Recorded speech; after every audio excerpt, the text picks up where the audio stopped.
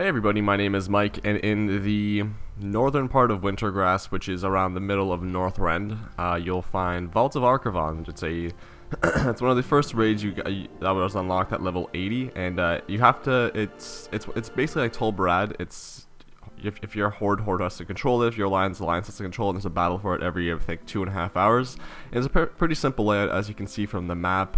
There's 4 bosses, and each 4 boss represents each specific tier of raiding in Lich King, because they, like, for example, Archavon at the right up north, he dropped the first tier. Then there was, I think, Emelon the Stormwatcher, which dropped the next tier in raiding and stuff. So I usually pull the fire guy. I just do the fire guy first. I forget his name. I think it's Korvon, the Flame Watcher. I don't know, but he's actually a little annoying.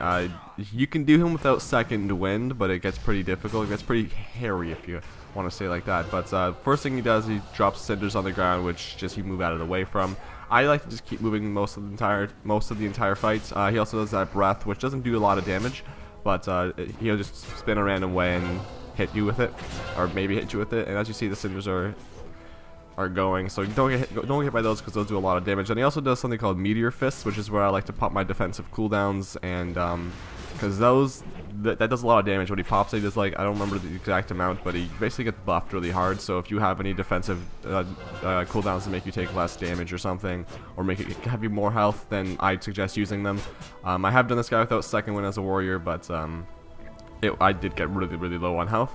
So after that, I go straight to Archavon, because I did pop all my cooldowns on the flame guy. So Archavon, all these bosses have like 4 million health, except Archavon has like 2 million, and Archavon does like no damage. So he's super simple. So that's why I like to go to the Flame Watcher, pop all my cooldowns, and I use Archavon because I don't need to wait for my cooldowns to reset. I don't even need to use them. I don't need to have full health, because he's gonna die before I even like drop 5% or something. So that's where I go to get my cooldowns. Get off seat. Well, I guess get my cooldowns off seat and prepare for the Ice Watcher, which is probably the hardest fight. I think his name is Torvon, the Ice Watcher.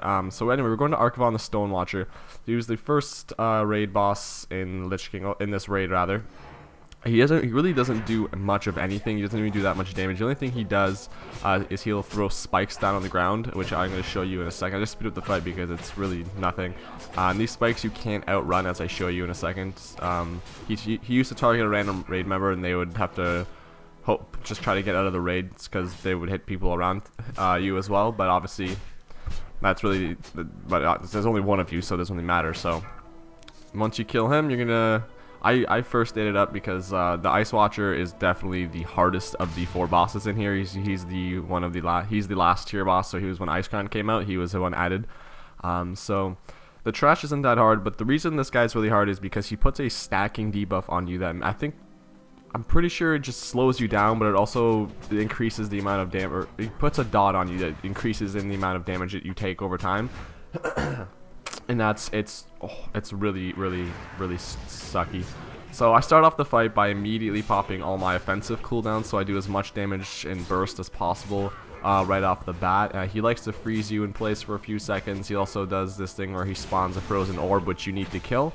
I don't remember what exactly it does, but I know it's very annoying.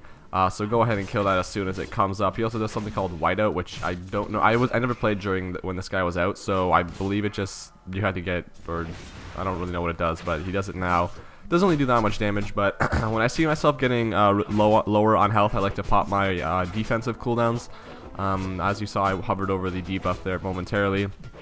Basically, I pop on my defensive cooldowns and I live. And this guy, I still can't do without second wind as a warrior. I still need it. I can't do it with just victory rush. So yeah, he's definitely the hardest fight. If you need cooldowns for any fight, it's that one right there. Defensive cooldowns, when you start seeing yourself get low, offensive cooldowns right off the bat, because that dot slowly but surely starts taking away really hard. So now we're going to the final boss, Emelon the Stormwatcher. And by the way, we're farming I don't even think I mentioned this, we're farming the Grand Black War Mammoth, which I'm going to go find out how much, I'm going to find out the percentage drop rate on it. It has a basically 1 to 1.3% drop rate according to WoWHead, and And this last boss is Emlon the Stormwatcher. He really isn't that difficult at all. He just spawns ads the entire fight, which I think at like 25% or something they get low on health. They have like a 15-second cast where they'll explode afterwards. You don't really have to worry about that. It doesn't do that much damage. And if you're a warrior, you can use your victory rush every time you kill one of them, so you're going to be at full health the entire time. I don't really think I needed to use my defensive cooldowns. I'm pretty sure I just use Die by the Sword or Retaliation, just because I can. I'm not exactly sure how other classes will fare with this fight, but I know that for a warrior it's very easy. He doesn't really do that much damage. The ads, you might want to definitely. I don't know if you'll need to kill them, but you definitely want to. If you see they're just taking a lot of damage from that AOE they do when they die, when they're low on health, definitely kill them. And if you do have something that that heals you every time you use it after you kill an enemy that yields experience or honor, kill them, because it's awesome. So I've been doing this run since I've even had lower eye level, so you don't have to have as high level as I did.